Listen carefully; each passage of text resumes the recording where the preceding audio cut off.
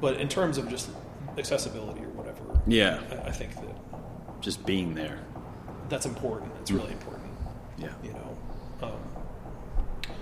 So I worked with those guys for a while, and while I was out there, I was really unhappy. I was sober, but I was like just, you know, it felt really beaten down by the world and like all the things that had happened over the last like 18 months or whatever. Yeah, and then you come back to this city after being gone for so long. It's just overrun by homeless people and. God, it was so depressing. You know what I mean? Yeah. I bet you lived in San Francisco in the heyday when you first were there. You know, yeah. like obviously there's still homeless people, but both times. Yeah. I mean, it was like the tender knob the second time. Yeah. But at least like I could afford an apartment by myself, and like, you know, so that was nice. Yeah. And you know, even though like I was making, you know, pretty good, what I thought was pretty good money, I was still like, this is completely unsustainable for me to like ever think about, you know, owning a home, like starting a family, if those things are still important to me. Like, this area of the country is completely ruled off from that. Like, it's the change between the demographic of the city between 2012 and 2018 is staggering. Yes. It's really staggering. And even now, it's like getting worse by the day. I'm sure that it's so much different now because of like all the COVID exodus and stuff. 100%. And I am incredibly grateful that I was able to get out of that city before stay-at-home orders, because I think I would have killed myself. I don't mean that in any kind of jest whatsoever. I don't feel like I would have survived, you know, if I was stuck in an apartment, a one-bedroom, 200-square-foot apartment in San Francisco, and not allowed to leave my house, you know. And then when you decide to leave Tusk and all that business, do you know that this place is in store for you? Well, when that summer, Ralph had reached out to me. Ralph was sommelier at Horizons at Grove Park for years. Okay. He was there, you know, when I met Sean, and you know, was one of the usual drinking suspects, you know, wherever between the two places that we drank in town when all of us were out.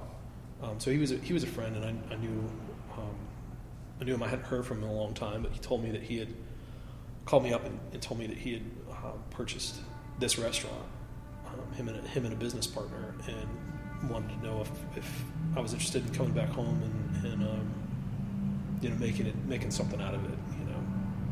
And I remembered this place because, you know, when it was Usual Suspects, it was where we drank. It was a late night industry spot, and you know, it had changed hands. It rebranded to Avenue M, a neighborhood place, right before I left for San Francisco the first time. Okay. And you know, I had really felt like at that time when I was doing that out there, that it was time to come home. You know, it was time to do something. Yeah. Make a big enough change in my life where I could start thinking about something other than work. You know, where I could start balancing my life a little bit more. Yeah. Make some steps towards ultimately being where I want to be, and you know, I could just, everything else I could work out later. You know what I mean? Heard. So yeah, I did know that was what I was going to do. Mm-hmm. And I was just happy to get out and get on with it, you know. And we decided that starting in January was going to be the best thing, because January is usually pretty slow here after the holidays, January and February. And that was what, 2020? Mm-hmm. So restaurant closed for 10 days for all the dining room renovation in the middle of January, and that's when I came on. Originally, Tony was like, yeah, you know, you come in and teach the guys the new menu, and then while we're closed, and then we'll open up and it won't be different. And I was like, there's no fucking way. That's not how that works. Man. Yeah. You know, I don't know any of these people. Exactly. I don't know you guys. You need to form bonds. You know, like we gotta. There's a lot to do before we can get there.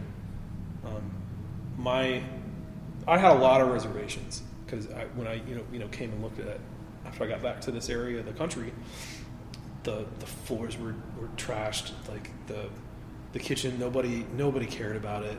Yeah. The way this stuff was stored, it was just neglected. It was really neglected. And I had a lot of questions about the validity of some of the equipment, and just like, do we know what we're doing, what our budgets are in all these areas and stuff like this? And, yeah. I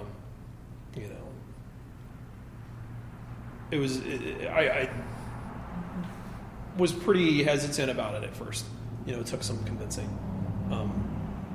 But ultimately, like, I knew I was going to be in a position where the people I was partnering with were going to trust me, and if we didn't have like all the liquidity in the world to make everything happen right away, that they at least would trust me that like this is a thing that we need to prioritize.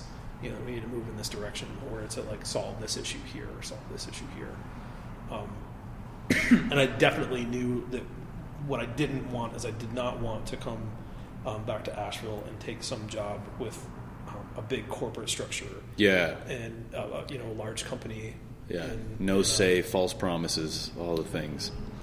I just knew that was going to result in me having having some really terrible experiences. Yeah.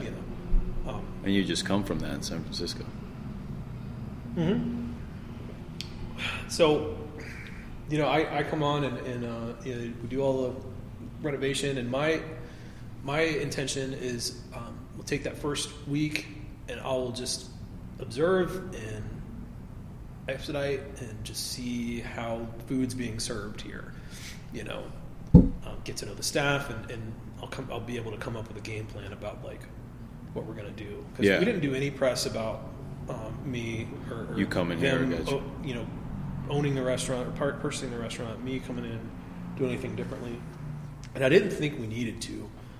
This was a popular restaurant, but it was popular amongst the North Asheville community, period. And the North Asheville Beaver Lake community is a very whitewashed, affluent, the country club of Asheville is half a mile up that way. And this was really like one of their neighborhood places. The menu was 3 pages long. Oh, okay. It had like something from every regular that ever came here. Exactly.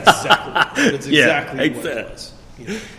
And me, my naivete, I thought like, well, if I just fix the sourcing and we get better ingredients in here and we start serving better food, then, that's going to take care of itself. And I could take that and we could over the course of 2 months or so change things really slowly until we get to the point where we're like, okay, this is what happened. Yeah. This is a new restaurant. Yada yada yada. And part of the purchase agreement, when the guys bought it, was that the name couldn't be changed for 3 years. I didn't know that until I got back here and was involved, and we were working through. And that was a major red flag to me, because I was like, okay, well, do the people that sold this restaurant think that the intention of the three of us is to carry on the legacy of this place, or is it that like, do they want to still be involved in like a silent thing? It just was really strange to me, So after that first week, I was so appalled at how food was being served that I wasn't going to participate in it any longer. And I was like, we're not doing a slow trickle. Like, we're going to change the menu. Yeah. Now. This is instant. So we took 2 days and just did it. Yeah. Were the Everybody cooks was pissed off? Oh, gotcha. Okay, that's I bet. And we got a good 2-3 weeks of that, maybe 4, before COVID shut everything down. Yeah. And so we were closed for 2 months before we came back in at first a limited to-go capacity. Who came back? Any cooks? Did anybody leave? Most of the front of the house staff left. Okay. And most of the back of the house staff left too. They're like, oh shit, now we have to care? Crazy.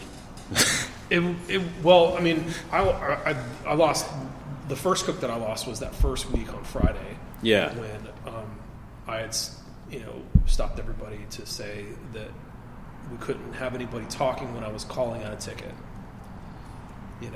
And he packed his knives up and walked out of the door at 7:45 on Friday or something like that. From that, Well, if I can't talk while you're talking, fuck that. You just feel like, it's like, what? And I was like, all right, I kind of get where I'm at a little bit. Yeah. And it wasn't my intention to come in and swing a hammer and clean house. And, throw my dick on the table and let's come worship at the altar of cuisine here. Not at all. It was never what my intentions were. My intentions had always been with this place because it is a neighborhood restaurant and it's a neighborhood fixture, is to just try to elevate the expectation of what that is a little bit. Gotcha. Where yes, we have a really good burger, and you can come in and sit at the bar and you can have a burger if that's what you want, or a nice big salad or whatever. But you can also have an antipasti and a pasta and a main, or a bunch of small plates and share a bunch of shit, or ball the fuck out and have a really high end experience. If that's what you want, you know what I mean? And I don't mean high end experience, we don't do a tasting menu here or anything like that, but where you come in with a group of people and you all share a bunch of things or whatever. And to me, neighborhood restaurants have always, what that means is that whatever it is on the menu is going to be a good version of what that is. It's trustworthy. That it's not especially challenging. We're not asking people to put themselves completely in our hands and we're the herd, that kind of thing. Yeah. But that what you're going to get is honest, well-seasoned versions of whatever it is that we're serving to, sourced responsibly and executed in a diligent way. So COVID in 2020 was just a complete wash. Yeah. All the way through to me.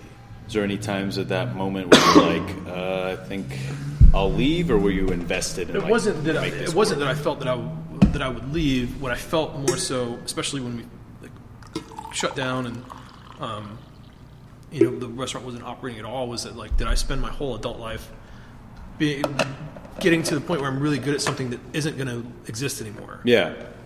Is the skill set that I've cultivated gone, and there's no value to it anymore. And if that's true, what now?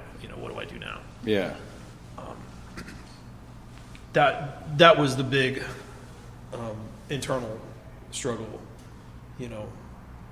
And when we did come back, we came back with a menu that had a lot of the older food that this neighborhood really, really liked. Yeah. And we made a menu of that would was sourced better and executed better. And I started just when the dining room started to fill back in and things like that, started kind of tinkering with the rest of the menu little by little, just to kind of figure out what our identity was going to be and what the structure of our menu was going to be and what a neighborhood restaurant meant to us. Yeah. And then this year, I think we really kind of found that,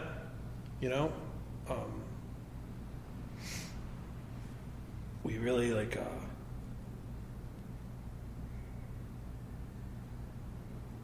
I think we have gotten reasonably close to a version of that that I think is kind of going to be sustainable. You know,